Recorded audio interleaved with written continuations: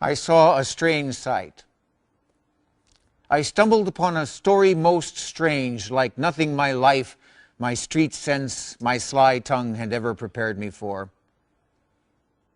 Hush, child. Hush now, and I will tell it to you.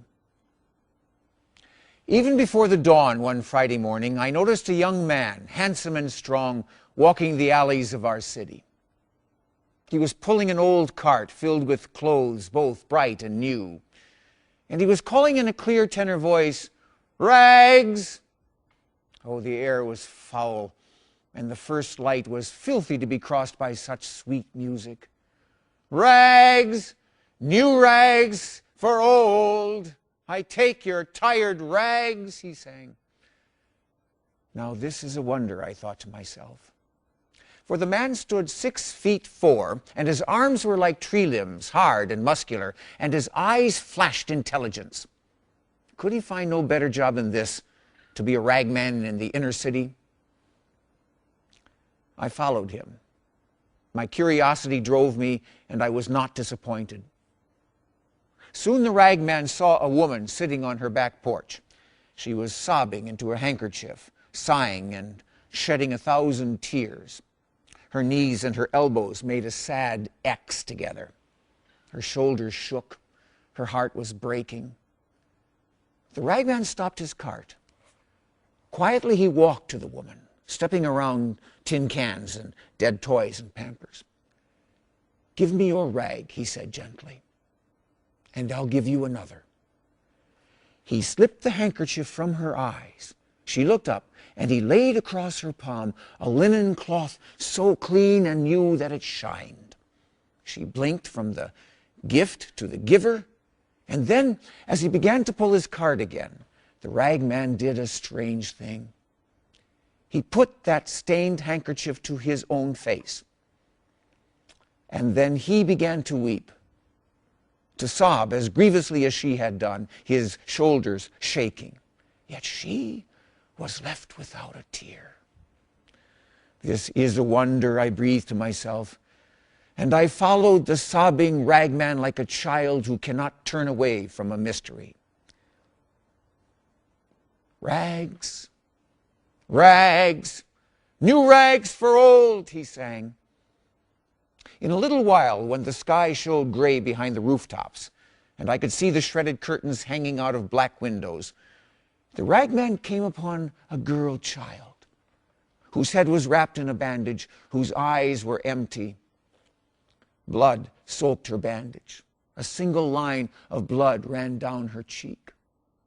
Now the tall ragman looked upon this child with pity, and he drew a lovely yellow bonnet from his cart. "Give me your rag," he said, tracing his own line on her cheek, "and I'll give you mine." Well, the child could only gaze at him while he loosened the bandage and removed it and tied it to his own head. The bonnet he set on hers, and I gasped for what I saw, because with the bandage went the wound. Against his brow it ran a darker, more substantial blood. 'Twas his own blood. "Rags, rags, I take old rags," cried the sobbing, bleeding, strong, intelligent ragman. The sun hurt both the sky and my own eyes now, and the ragman seemed more and more to hurry. "Are you going to work?" he asked a man leaning against a telephone pole. The man shook his head. The ragman pressed him. "Do you have a job?" "Are you crazy?" sneered the other. He pulled away from the pole, revealing the right sleeve of his jacket cuff. The cuff itself was stuffed in the pocket. The man had no arm. "So," said the ragman, "you give me your jacket, and I'll give you mine." Such quiet authority in his voice. The one-armed man took off his jacket, and so did the ragman, and I trembled for what I saw, because the ragman's arm stayed in its sleeve.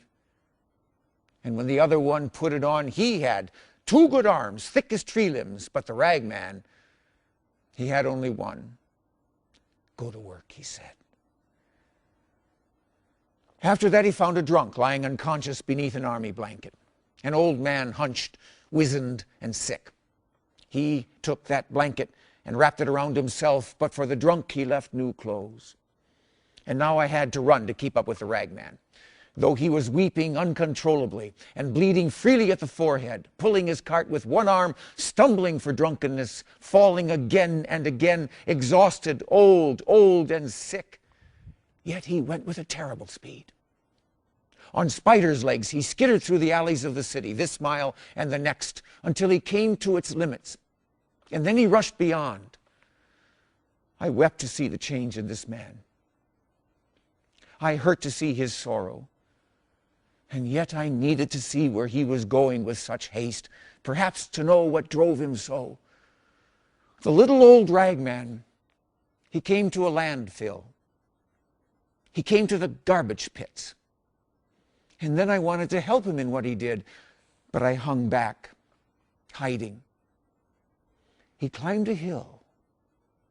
With tormented labor, he cleared a little space on that hill, and then he sighed, and he lay down. He pillowed his head on a handkerchief and a jacket. He covered his bones with an army blanket, and he died. Oh, how I cried to witness that death. I slumped into a junk car and wailed and mourned as one who has no hope, because I had come to love the ragman. Every other face had faded in the wonder of this man, and I cherished him, but he died. I sobbed myself to sleep. I did not know. How could I know that I slept through Friday night and Saturday and its night too? But then on Sunday morning, I was wakened by a violence.